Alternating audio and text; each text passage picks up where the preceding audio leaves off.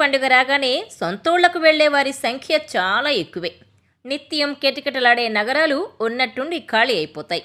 వేలకు వేలు వెచ్చించి కట్టగట్టుకుని పల్లెటూళ్లకు బయలుదేరతారు. ఎందుకు? ఏముందక్కడ? సంక్రాంతికి అందరూ ఊరెళ్ళిపోవాలని అనుకుంటారెందుకు? Watch this R24 special.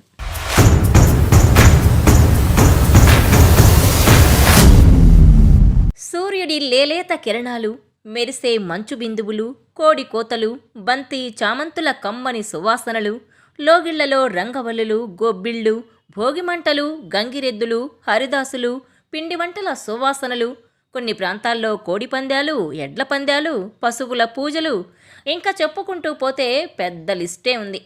ఇవన్నీ సంక్రాంతి వేళ పల్లెటూళ్లలో కనిపించే దృశ్యాలు. ఇన్ని ఆనందాలు కాంక్రీట్ జంగిల్లో సాధ్యమవుతాయా? అందుకే సంబరాల సంతోషాన్ని క్షణం క్షణం రెట్టింపు చేసే పల్లెటూళ్లకు పరుగులు తీస్తారంతా.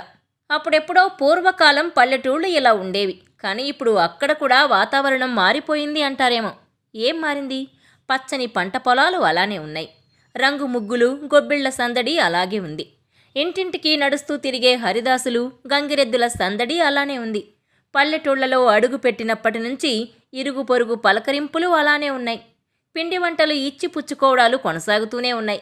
సంప్రదాయ దుస్తులు ట్రెండ్కి తగ్గట్టు మారి మరింత మురిపిస్తున్నాయి. కొత్త అల్లుళ్ల సందడి ఉండనే ఉంటుంది. అదే నగరానికొస్తే ఏ ఇంట్లో ఎవరున్నారో కూడా తెలియదు. పండగ రోజులకు మామూలు రోజులకు పెద్దగా వ్యత్యాసం ఉండదు. ప్రాంతాలు, మతాలు, కులాలు అంటూ కొన్ని అడ్డుగోడలు ఇంకా ఏ మూలో మిగిలే ఉన్నాయి. రంగు ముగ్గులు, ఆన్లైన్లో పేడపెడకలు, మహా అయితే 2-3 ఏళ్ల సభ్యులు కలుస్తారేమో.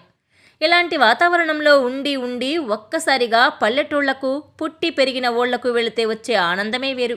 అందుకే ఎంత కష్టమైనా, ఖర్చైనా, దూరమైనా సంక్రాంతి వేళ సొంతోళ్లకు పరుగు తీస్తారు. ఊరును తలుచుకోగానే వచ్చే ఆనందం ఒకటైతే, పుట్టిన ఊరి మట్టి వాసన తగలగానే ఆ ఉత్సాహమే వేరు. పంట పొలాల్లో ఆటలు, చెరువుల్లో ఈతలు, స్నేహితులతో ముచ్చట్లు, ఇలా ఎన్నో తీపి గుర్తులను నెమరు వేసుకొని మరిన్ని జ్ఞాపకాలను పోగు చేసుకునే పండుగే సంక్రాంతి. కాంక్రీట్ జంగిల్లో పెరుగుతున్న ఈ జనరేషన్ పిల్లలకు పల్లెటూళ్ల గురించి తెలిసింది చాలా తక్కువ. అందుకే ఇలాంటి ప్రత్యేక రోజుల్లోనే వారికి ఆ ఆనందాన్ని పరిచయం చేయాలంటారు పెద్దలు.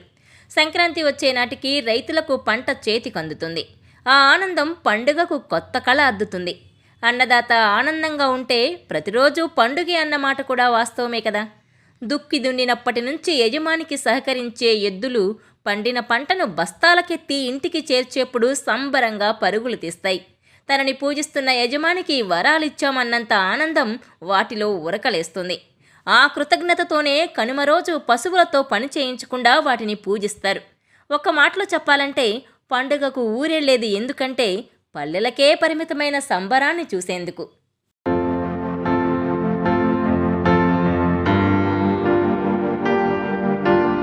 ఈ వీడియో మీకు నచ్చినట్లయితే please share, like and subscribe R24 Telugu.